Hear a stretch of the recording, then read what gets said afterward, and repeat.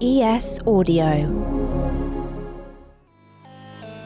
Hi, I'm John Weeks, and this is the Evening Standard's Tech and Science Daily. Coming up, Samantha Renke discusses L'Oreal's high-tech lipstick applicator. But first, the Vice Prime Minister of Ukraine has told us technology has played a big role in supporting his efforts to deal with the conflict in his country. Okay, so I can comment on the digital dimension of this war.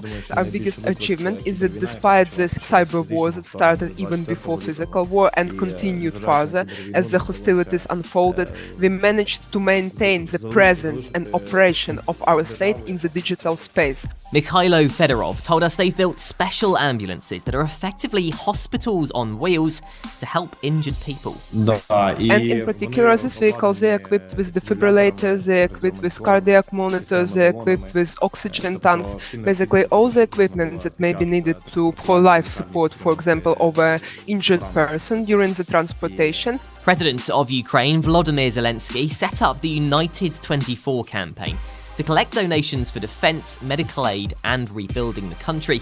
Mr. Fedorov told us he's been impressed with the number of big tech firms also offering support for Ukraine during the conflict. As soon as we started United 24 platform, a range of ambassadors joined our missions, and later the big tech companies jumped in. Our last case is our cooperation with Uber, and I appreciate basically the technical companies for showing this social responsibility in supporting Ukraine.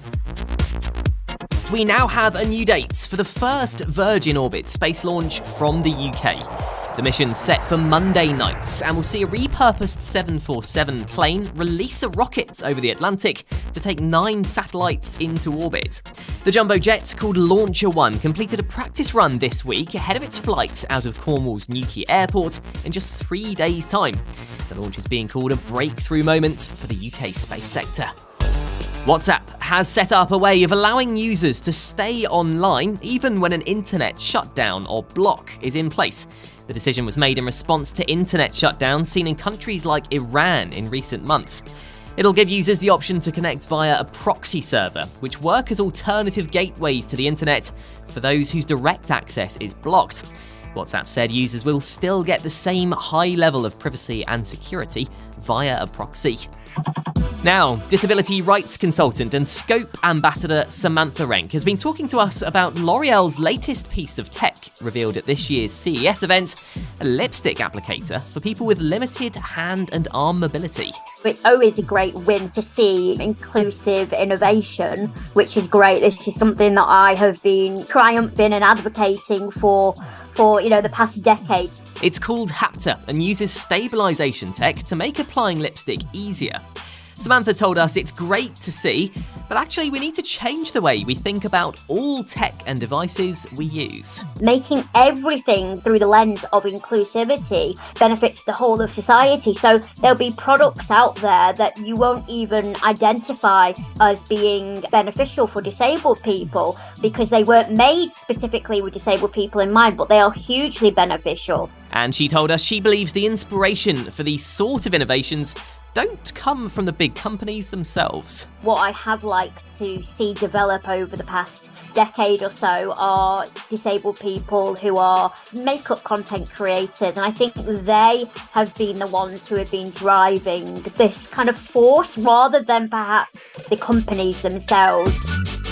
Meanwhile, Sony has revealed a customizable controller for disabled gamers who own a PlayStation 5. The circular device, codenamed Project Leonardo, looks like no controller you've seen before.